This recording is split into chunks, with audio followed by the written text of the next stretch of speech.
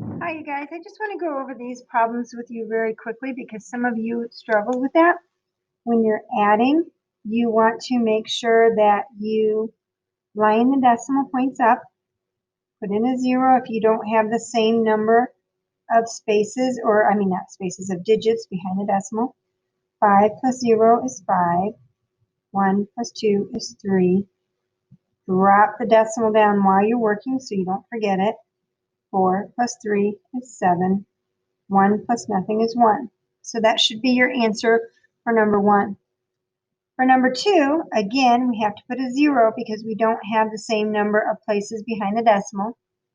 We're going to subtract, so I can't do 0 minus 7, so I'm going to come over here and borrow. I'm going to borrow 10, so this becomes a 10. 10 minus 7 is 3.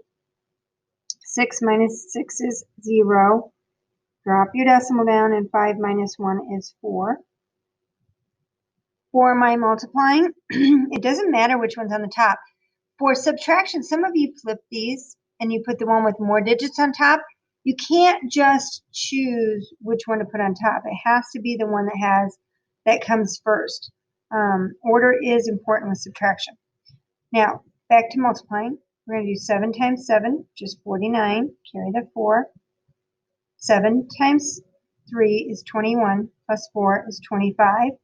Now, I could move on to the zeros, but I'm going to have lists of 0. And when I add to 0, I'm going to get my non-zero digits anyway. So I really don't even have to do that. So what I do is I'm going to come up here to my factors. I have 1 decimal place here, and here I have 4. So I'm going to add the total number of decimal digits that I have in my factors is 5. So my answer has to have 5 digits behind the decimal. So 1, 2, 3, 4, 5, and the decimal will go right here, and then put a 0 to show that there's no whole numbers. So that should be your answer. On number 4, remember this one gets to the house first. So it would be 31 and 75/100 divided by, this is in the house, they're there last, so that's locked out. 5 does not go into 3, so put a 0 to hold your place. 5 goes into 31 6 times. So 5 times 6 is 30. Subtract, you get 1 left over. Cheeseburger check. 1 is less than 5, so bring down your 7. How many 5s go into 17? 3. Bring your decimal up while you're thinking about it before you move on. 3. 5 times 3 is 15. Subtract. 2 is left over. There's your check. Is 2 less than 5? Yes. Bring down your 5. 5 divides into 25, 5 equal times. So subtract, and we get 0. We have nothing else to bring down, so we would be finished, and this would be our answer. On the other one, again, 3045 gets to the house first, closes the door, 15 stuck on the outside. 15 will not go into 3, so put a 0 to hold your place.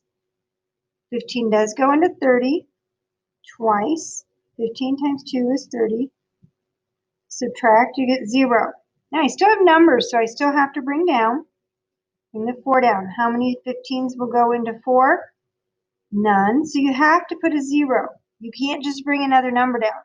So each time you bring a number down, you have to put a number up here. 15 times 0 is 0. Bring the 4 down. Now bring the 5. And 15 goes into 45, 3. So my answer is 203. And that would be my answer.